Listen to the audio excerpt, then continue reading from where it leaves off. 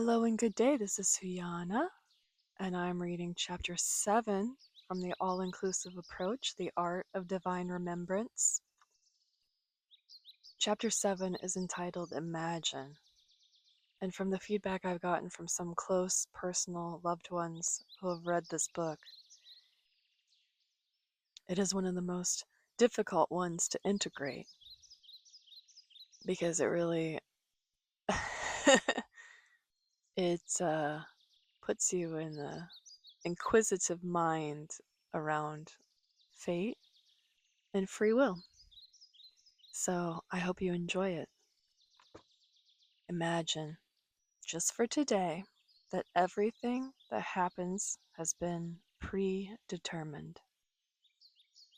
Imagine that as a connected and fully aligned energetic being preparing to incarnate, you collaborated with Source or the Supreme Consciousness to craft the entire unfolding of your life's story.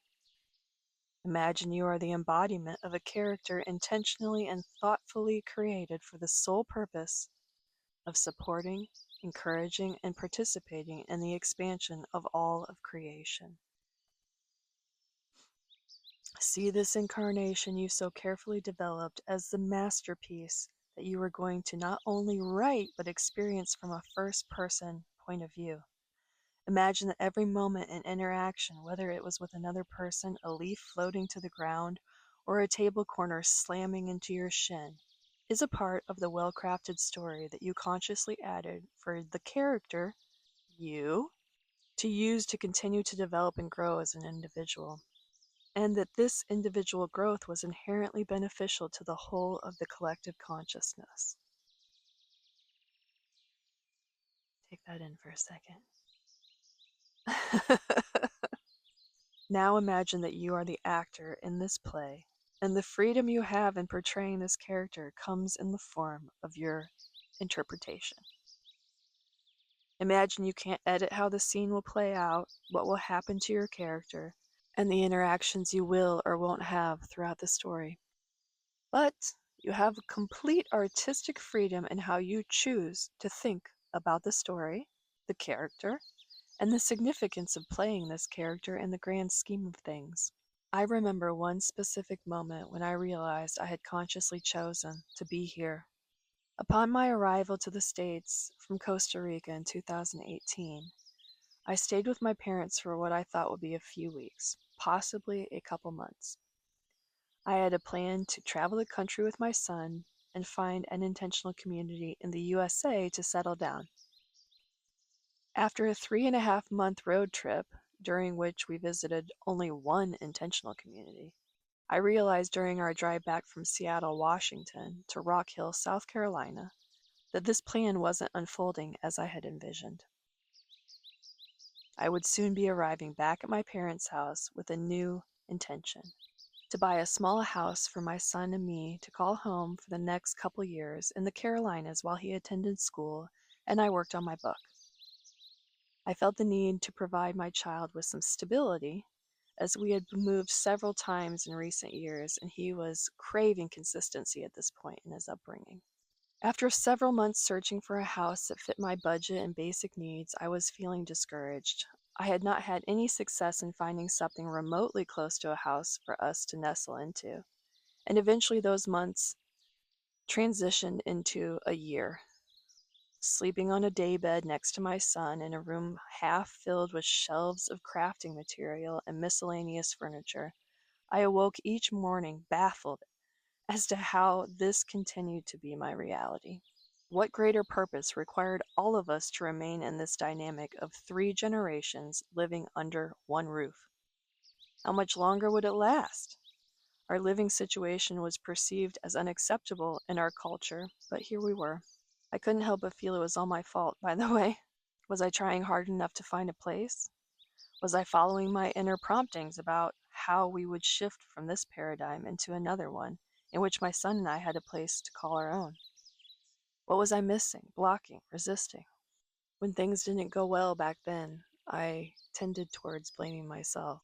Even with all the trust and acceptance I had cultivated over the years, this circumstance of living with my parents as an adult repeatedly activated doubt, fear, judgment, and worry within me.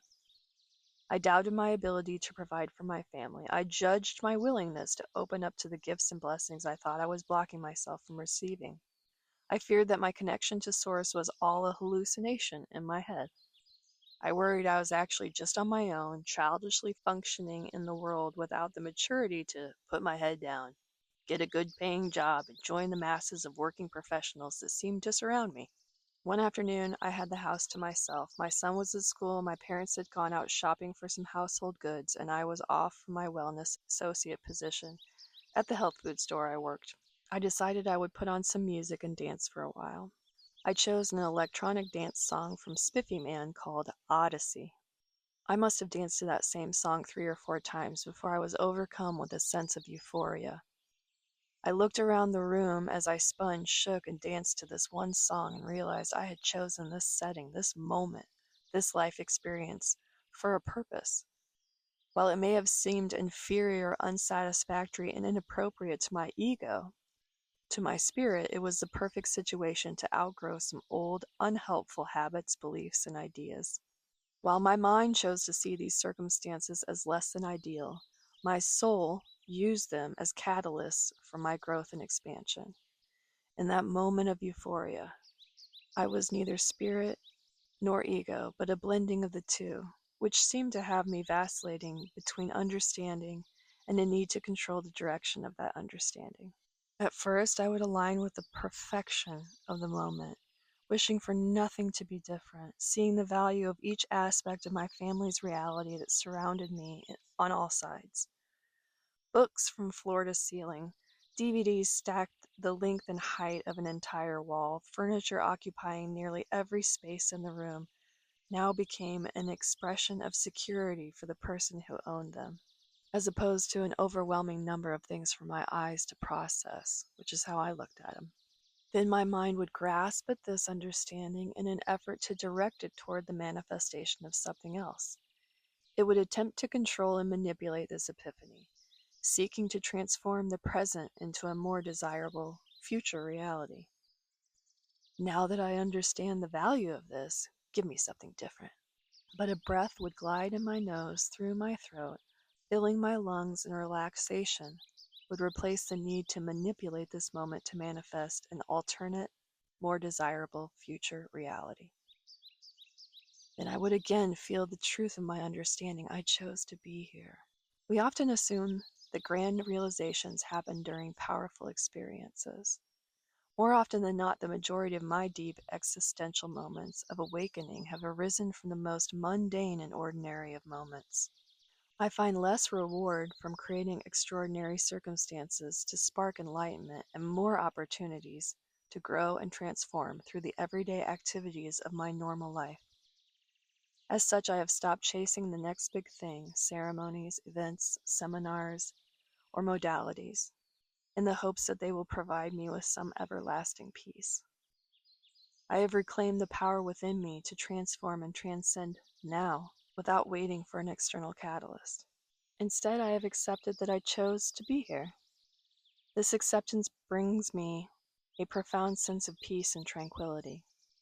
I can still feel afraid that such acceptance will lead to stagnation or inaction, but now I acknowledge that these perceptions are simply my mind offering its interpretation of the healing process to the consciousness I am during those expressions of doubt. The mind doubts because it believes it must control and direct the process. Living with my parents as a full-grown adult is certainly a useful dynamic to teach these aspects of my mind the practice of acceptance. And did it ever. I can align with the consciousness within me to love these aspects as they transition through their limitations, or see myself as the one with these limitations impacting my circumstances. Either perspective I choose will inevitably move me into the next state of expression, whether peacefully or kicking and screaming the whole way. Now it's your turn. Imagine for a moment that you feel the truth. You chose to be here. Feel the relief wash over you as you realize that your circumstances are not a result of how good or bad you were at making decisions in your life. Your reality is not the outcome of karma, nor is it a reflection of being a good or bad person in this lifetime. It is merely the setting for your expansion, perfectly developed to support you in ascending into a new paradigm, fully prepared, integrated, and harmonized with this new reality that you're moving into. You see why I said that a lot of people find this hard to integrate? It really flies in the face of a lot of the dogma and spiritual content that we've been exposed to. And that's why I'm asking you to entertain this idea, because maybe there's more aligned perception and perspective. Allow yourself to sense the elation in knowing that you are neither being punished nor rewarded, but always being nourished by a source that values and appreciates every step of your self-actualization journey. Could you then give yourself permission to determine this reality to be satisfactory and worthy of your gratitude? If not, would you be willing to love the parts of yourself that resist letting go of what is showing up? What if this current situation is what God is asking you to give your attention to, rather than fantasizing about a future you hope to achieve? Think about that for a second. You may think the part you have to play is beneath you, and you're free to think that. That's your choice. You may choose to believe that your story doesn't have enough action, romance, or comedy. You could even philosophize about how much better you could have written it if given the chance. Perhaps you would have given your character more money, a better lover, more power, more freedom, less struggle, less uncertainty, less boredom, and less loneliness. You might have created supporting characters that understood the main character better, were more sympathetic, more encouraging, more loving. Or perhaps you would prefer fewer judgmental, opinionated, or neglectful characters. You could choose to think, believe, and affirm these ideas over and over throughout the unfolding storyline. That's the gift of free will. You might wish you knew the end of the story, the outcome of this lifetime. You, as the actor, could feel frustrated with the powers that be for only giving you the script pages for the current scene you are in. You could resent having just the slightest glimpse of future dynamics your character will face, and feel justified in demanding the entire script immediately. But you would be missing the most important component of this lesson.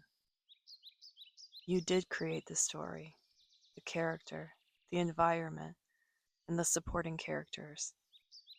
You created it from the most highly refined and energetically developed aspect of yourself, and everyone you have met or will meet did the same.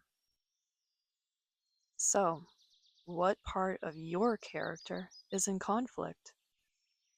What conflict drives this internal narrative of resistance forward? Who are you ultimately battling with and demanding cooperation from?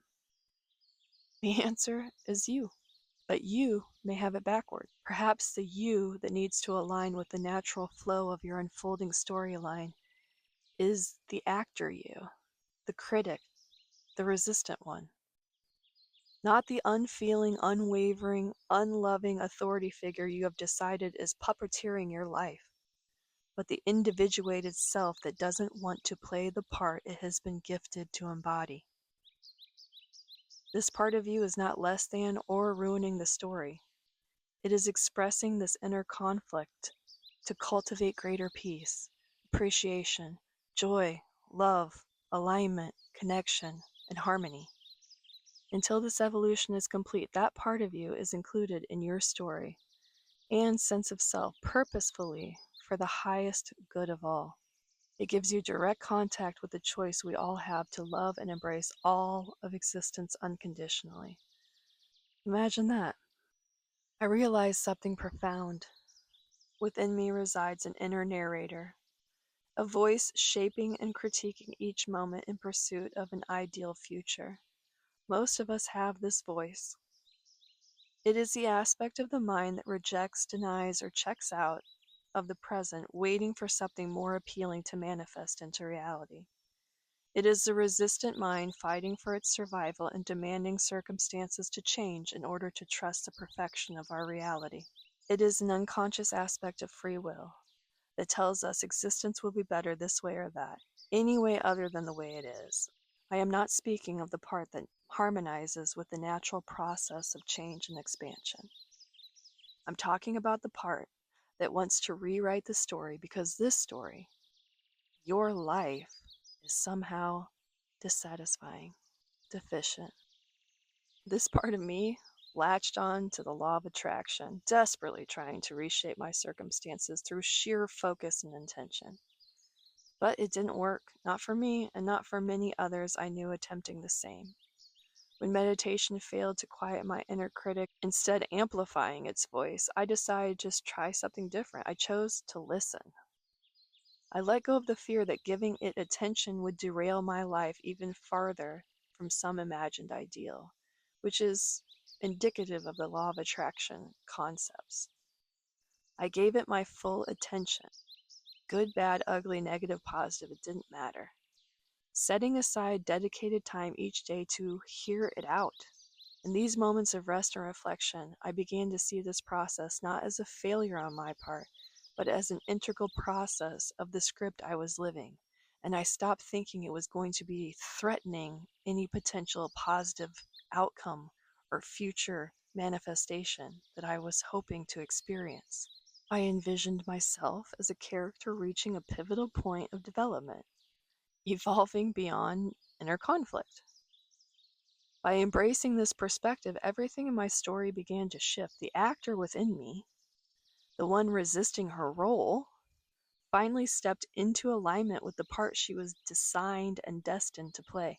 This chapter of my story marks the turning point when my character transcended the allure of fantasy and wishful thinking.